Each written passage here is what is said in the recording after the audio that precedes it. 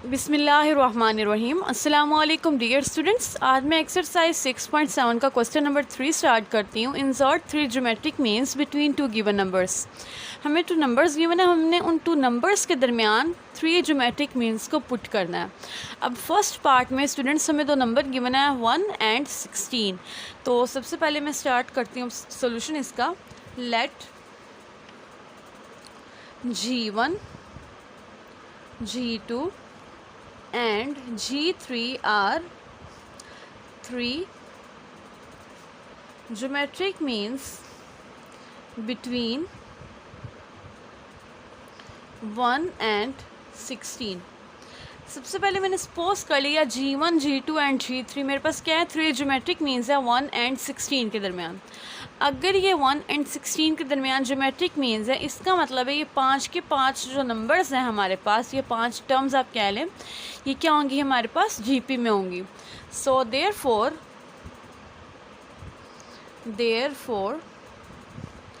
1 G1 G2 G3 and 16 are in GP।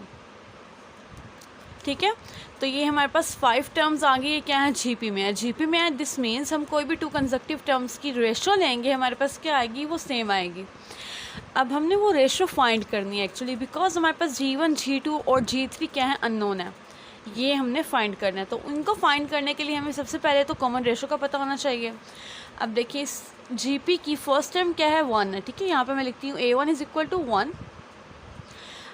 अब इसकी last term क्या है, 16, और ये कौन सी टर्म बन रही है, नंबर 1 2 3 4 एंड देन 5, ये क्या है A5 is equal to 16। Total terms हमारे पास कितनी है, इसमें 5 है, n is equal to 5 and we have to find r, common ratio हमने फाइंड करनी है। अब हमारे पास GP की nth टर्म का फॉर्मूला है an is equal to A1 r की पावर n-1। यहाँ पे जो भी पावर होगी ना सब्सक्रिप्ट ए की सब्सक्रिप्ट में जो भी लिखा होगा ना, उसमें हमने एक लेस करके r की पावर में लिख देना। अब मेरे पास ये कितनी टर्म्स है, 5 है। मैं इनकी जगह क्या करती हूँ, 5 पुट कर लेती हूँ। A5 is equal to A1 r n-5 means 5 - 1 आ गया, R1 n 5 - 1 4 आ गया। अब सिंपली यहाँ पे जो हमें वैल्यूज़ गिवन है मैं पुट कर दूँगी। A5 हमारे पास क्या है, 16 के इक्वल है, यहाँ पे आ गया 16 इज इक्वल टू A1 हमारे पास क्या है 1 और R4 एज इट इज़। सो इसको मैं लिख सकती हूँ R4 इज इक्वल टू 16। अब देखें R स्केयर का स्केयर 2 × 2 4 होगा, और ये 16 किसका स्केयर होता है, 4 का। दोनों साइड पे मैं क्या करूँगी, स्केयर रूट ले लूँगी, और यहाँ पे क्या आएगा, प्लस माइनस का साइन, ये दोनों कैंसिल हो गए। R square is equal to +-4। अब ये R स्केयर की 2 टर्म आई हैं, एक +4 है, एक -4। अब मैंने दोनों के लिए सेपरेटली क्या करना है, सोल्व करना है। सबसे पहले मैं लिखती हूँ R square is equal to 4 plus के साथ दोनों साइड क्या करेंगे, स्केयर रूट ले लेते हैं, +-4, और 4 का स्केयर रूट क्या होता है, 2 होता है। So this implies R is equal to +-2। Secondly R square is equal to -4। ठीक है, तो यहाँ से मैं इसको लिख सकती हूँ 4 × -1। दोनों टर्म्स के क्या करते हैं, मीन्स दोनों साइड पे मैं यहाँ पे स्केयर रूट ले लूँगी, प्लस माइनस साइन। इसको मैं लिख सकती हूँ square root 4 × square root of -1, और स्केयर रूट ऑफ -1 हमारे पास क्या होता है स्टूडेंट्स, आयोटा के इक्वल। तो ये आ गया प्लस माइनस, इसकी जगह आ गया 2 और इसकी जगह मैं लिख देती हूँ आयोटा। तो यहाँ से मेरे पास R की कितनी टर्म्स आ गई, 2 -2 2 iota and then -2 iota. R की हमारे पास क्या आ गई, 4 टर्म्स आ गई। अब इन 4 टर्म्स के लिए हमारे पास 3 डिफरेंट ज्योमेट्रिक मीन्स होंगे। हम जो R लेंगे उस R के अकॉर्डिंग हमारे पास 3 ज्योमेट्रिक मीन्स आएंगे। अब हम 1 बाय 1 ज्योमेट्रिक मीन्स फाइंड कर लेते हैं R की डिफरेंट वैल्यूज़ के लिए। अब सबसे पहले हम लोग R को लेते हैं 2। ठीक है, तो ज्योमेट्रिक प्रोग्रेशन के लिए जो हमारे पास nth टर्म का फॉर्मूला है ना, वो मैं लिखती हूँ an is equal to A1 R raised to power n-1। Clear.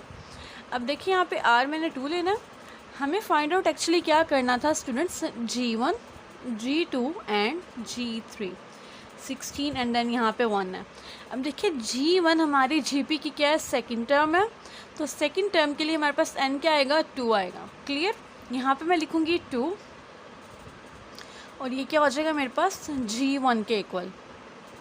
A1 मेरे पास क्या है एज इट इज़, ठीक है। फर्स्ट टाइम क्या थी 1 थी और R हमारे पास क्या है 2 है, 2 की पावर क्या आ गई 2 - 1, तो 2 की पावर आ गई 2 - 1, तो 2 की पावर 2 - 1 की क्या हो जाएगी 2 के equal. So this implies G1 is equal to 2, ठीक है। अब नेक्स्ट हमने लेना है G2। G2 हमारी GP की क्या है थर्ड टर्म है, थर्ड टर्म है मीन्स n क्या आ गया 3 के इक्वल। यहाँ पे मैं क्या करती हूँ 3 पुट कर दूंगी, A3 is equal to A1, R की पावर क्या आ गई 2, इससे एक लेस नंबर लेंगे।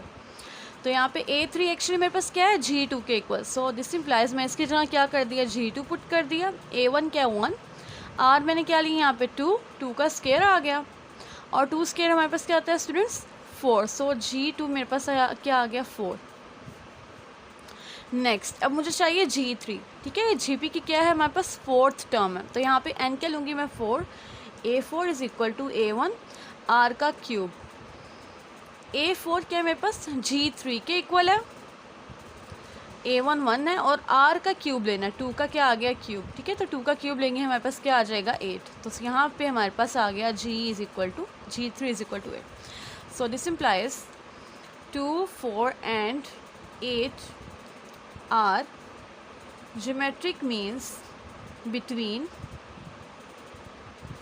1 and 16। और ये ज्योमेट्रिक मीन्स कब है हमारे पास अगर r हमारे पास क्या हो 2 हो, ठीक है। अब मैं नेक्स्ट करती हूँ r is equal to -2। Same हम लोगों ने स्टेप्स वही करने हैं जो हमने r इज इक्वल टू 2 के लिए किया, जस्ट हमने -2 की जगह क्या करना है, जहाँ पे हमने यहाँ पे 2 पुट किया है वहाँ पे हम लोग -2 पुट कर देंगे, ठीक है। तो देखिए मेरे पास सेकंड टर्म क्या है A2 is equal to A1 R, ठीक है। अब A2 मेरे पास क्या एक्चुअली G1 है, अब A1 क्या है फर्स्ट टर्म 1 और R क्या है -2। So this implies G1 is equal to -2।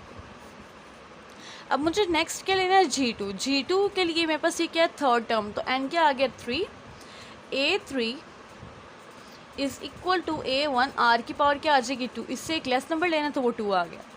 अब थर्ड टर्म हमारी इस ज्योमेट्रिक प्रोग्रेशन की क्या है G2 है, यहाँ पे मैं इसकी जगह लिखती हूँ G2 is equal to 1 R के मेरे पास -2 का स्केयर, -2 का स्केयर जब हम लोग लेंगे क्या आ जाएगा 4।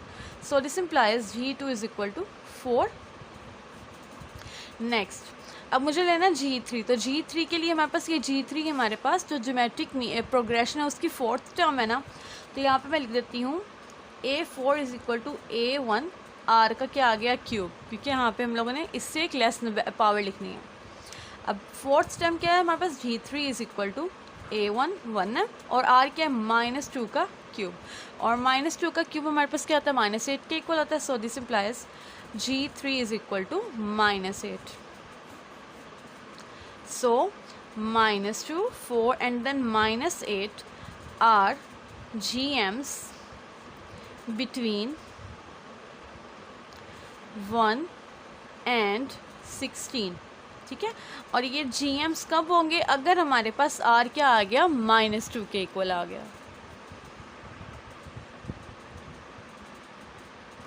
नाउ अब हम लोग करते हैं R is equal to 2 iota के लिए। तो देखें G1 हमारे पास क्या है सेकंड टर्म है, तो n क्या आ गया 2 के इक्वल।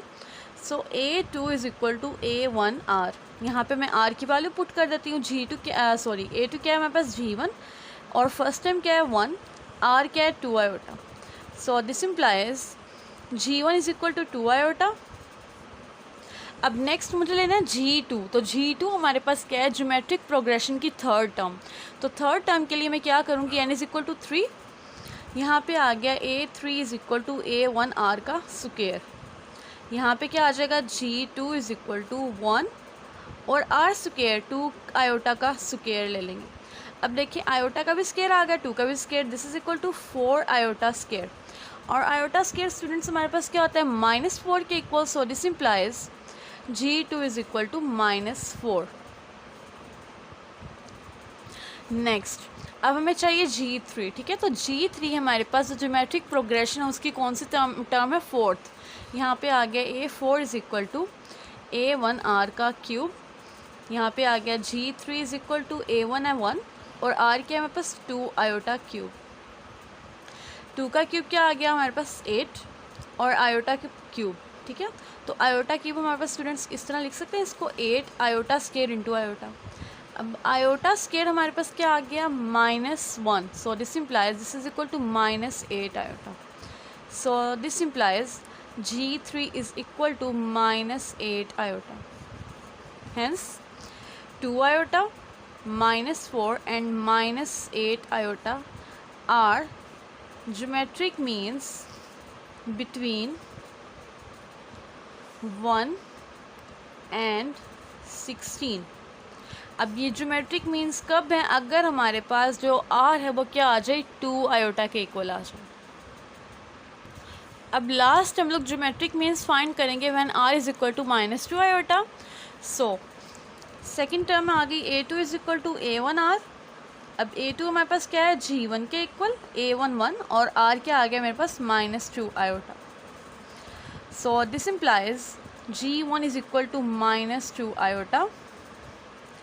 अब हमने लेना है क्या G2, तो G2 हमारे पास क्या है ज्योमेट्रिक प्रोग्रेशन की थर्ड टर्म। तो यहाँ से आ गया A3 is equal to A1R का स्क्वायर। ये A3 क्या एक्चुअली G2 के इक्वल 1, R क्या है हमारे पास -2 आयोटा का square.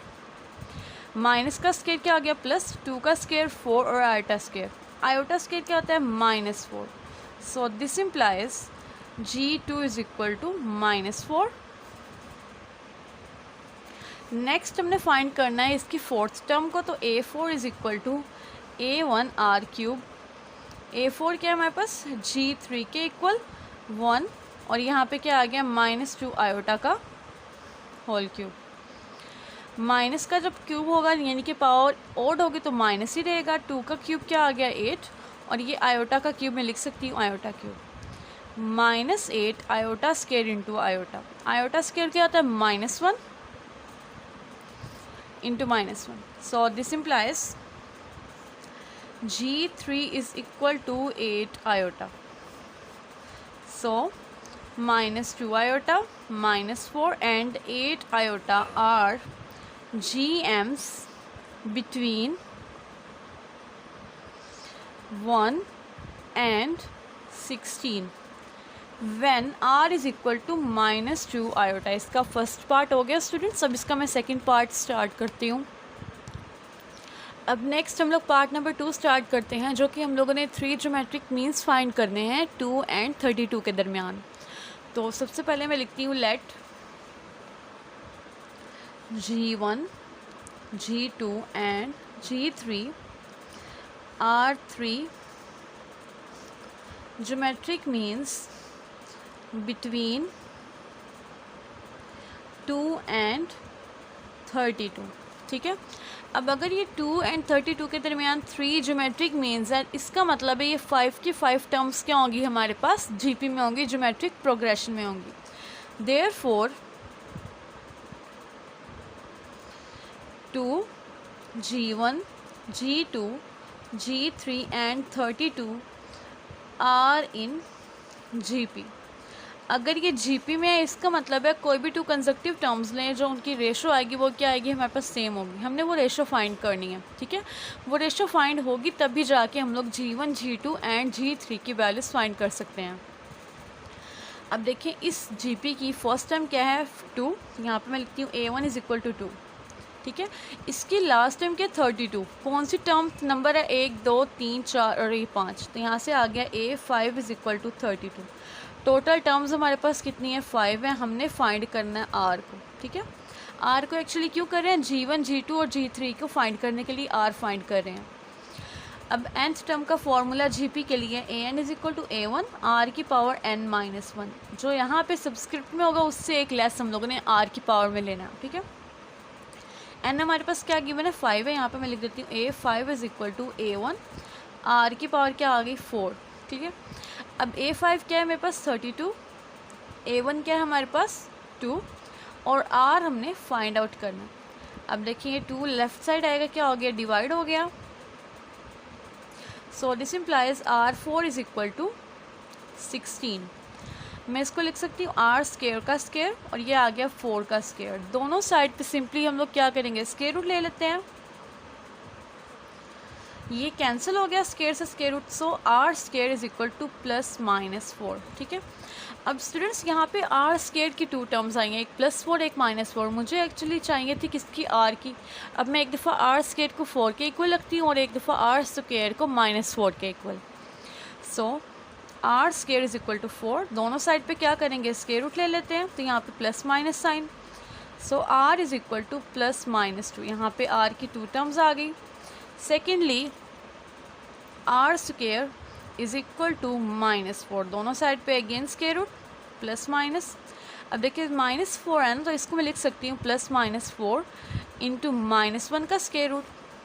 Are is equal to यहाँ पे प्लस माइनस के साथ 2 और ये हमारे पास क्या होता है, आयोटा के इक्वल। इसकी जगह मैंने लिख दिया आयोटा। अब यहाँ से हमारे पास आर की 4 टर्म्स आ गई, 2 - 2 आयोटा एंड देन -2 आयोटा। इन 4 टर्म्स के लिए हमारे पास 3 डिफरेंट क्या आएंगे, ज्योमेट्रिक मीन्स आएंगे। हम 1 बाय 1 उन ज्योमेट्रिक मीन्स को फाइंड करते हैं। अब स्टूडेंट्स हमने r इज इक्वल टू 2 के लिए g1, g2 एंड g3 की वैल्यूज़ फाइंड करनी है।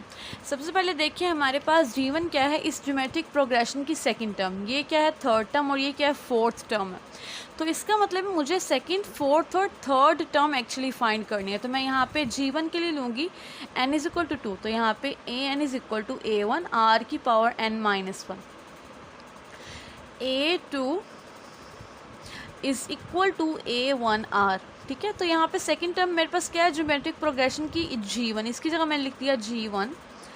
फर्स्ट टर्म क्या है हमारे पास 2 के इक्वल है और r हमने क्या लिया 2। So this implies g1 is equal to 4। Next अब मुझे लेना है g2। ठीक है, तो g2 लेने के लिए मैं क्या करूँगी, थर्ड टर्म फाइंड करूँगी ना। तो यहाँ से आ गया a3 is equal to a1r का स्क्वायर।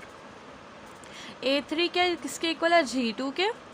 a1 क्या है 2 है और r क्या है 2 का square. 2 into 2 4, 4 into 2 8। So this implies g2 is equal to 8। Next अब मुझे फाइंड करना है क्या, फोर्थ टर्म जो कि मेरे पास g3 के इक्वल है। a1r का क्या आ गया क्यूब। a4 क्या है मेरे पास एक्चुअली g3 के इक्वल, a1 2 और r का क्यूब। ठीक है, तो यहाँ से मेरे पास आ गया 16। g3 is equal to 16. So this implies 4, 8 and then 16 are geometric means between 2 and 32। ठीक है, ये ज्योमेट्रिक मीन्स तब होंगे अगर r हमारे पास क्या आएगा, क्या होगा 2 होगा। अब नेक्स्ट हम लोग फाइंड करते हैं r इज इक्वल टू -2 के लिए।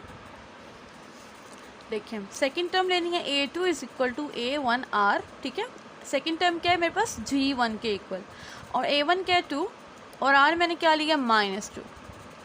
तो प्लस इंटू माइनस ये क्या आ जाएगा minus. So this implies g1 is equal to -4। Next अब हमने फाइंड करना है स्टूडेंट्स थर्ड टर्म। ठीक है, तो थर्ड टर्म मेरे पास आएगी a3 is equal to a1r का स्क्वायर। अब थर्ड टर्म किसके इक्वल है, g2 के। g2 is equal to 2 into -2 का स्क्वायर। -2 का स्क्वायर क्या होता है हमारे पास 4, 4 into 2 8। So this implies g2 is equal to 8। Fourth term के लिए a4 is equal to a1 r का क्या आ गया हमारे पास क्यूब। ठीक है, 4 से एक लेस नंबर लेना है, तो ये आ गया g3 is equal to a1 की जगह हम लोग पुट करेंगे 2, r क्या -2 का क्यूब। माइनस की पावर जब ऑड होती है माइनस ही रहेगी। ठीक है, 2 का क्यूब क्या होता है 8, 8 into 2 16। So this implies g3 is equal to -16। So -4, 8 and then -16 are geometric means between 2 and 32। ठीक है, अब ये ज्योमेट्रिक मीन्स हैं अगर हमारे पास r क्या हो -2 के इक्वल। अब नेक्स्ट हम लोग फाइंड करते हैं r is equal to 2 iota के लिए। तो यहाँ से सेकंड टर्म आ गई a2 is equal to a1r। ठीक है, सेकंड टर्म क्या है मेरे पास g1, a1 क्या है मेरे पास 2 और r है 2 iota. So this implies G1 is equal to 4 iota. Second term हमने ले ली, अब हमने लेनी है थर्ड टर्म, ठीक है। तो थर्ड टर्म के लिए हम लोग लिखेंगे A3 is equal to A1R का क्यूब। थर्ड टर्म किसके इक्वल है? G2 के। और फर्स्ट टर्म हमारे पास क्या है? A1 क्या है? 2 और R क्या है हमारे पास? 2 आयोटा। आयोटा का स्केयर आ जाएगा, तो आयोटा स्केयर स्टूडेंट्स हमारे पास किसके इक्वल होता है? -1 के, ठीक है। तो यहाँ से आ गया G2 is equal to -8।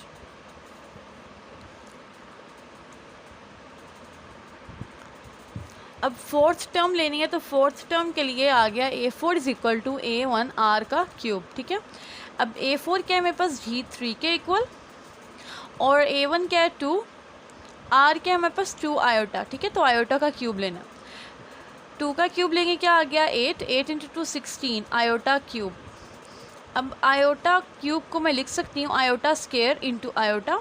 Iota square क्या होता है? -1, so this implies G3 is equal to -16 iota. सो 4 iota -8 and then -16 iota are geometric means between 2 and 32। और ये ज्योमेट्रिक मीन्स हमारे पास कब हैं? अगर हमारे पास R क्या हो जाए? 2 आयोटा हो जाए। अब नेक्स्ट हम लोग करते हैं R is equal to -2 iota के लिए, ठीक है। तो इसके लिए सेकंड टर्म हम लोगों ने फाइंड करनी है। सेकंड टर्म का फॉर्मूला आ गया A2 is equal to A1R। अब सेकंड टर्म किसके इक्वल है? G1 के इक्वल। A1 क्या है? 2 और R हमने लिया -2 iota. This implies G1 is equal to -4 iota. अब हमने फाइंड करनी है क्या? थर्ड टर्म, ठीक है। तो थर्ड टर्म के लिए A3 क्या आ गया? A1R का स्क्वायर। थर्ड टर्म किसके इक्वल है? G2 के। फर्स्ट टर्म है 2 और R है -2 आयोटा का स्क्वायर। यहाँ पे आ गया 2 into 4 iota square. Iota square क्या होता है? -1, so this implies G2 is equal to -8। Fourth term find करेंगे A4 is equal to A1R cube. Fourth term क्या है हमारे पास? G3 के इक्वल, और फर्स्ट टर्म क्या है? 2, R क्या है? -2 आयोटा। यहाँ पे आ गया -8 आयोटा का क्यूब। आयोटा क्यूब को मैं इस तरह लिख सकती हूँ आयोटा स्केयर इंटू आयोटा, ठीक है। तो आयोटा स्केयर क्या होता है? -1 के equal, minus into minus plus हो जाएगा। So this implies G3 is equal to 16 iota. Hence -4 iota, -8 and 16 iota are geometric means between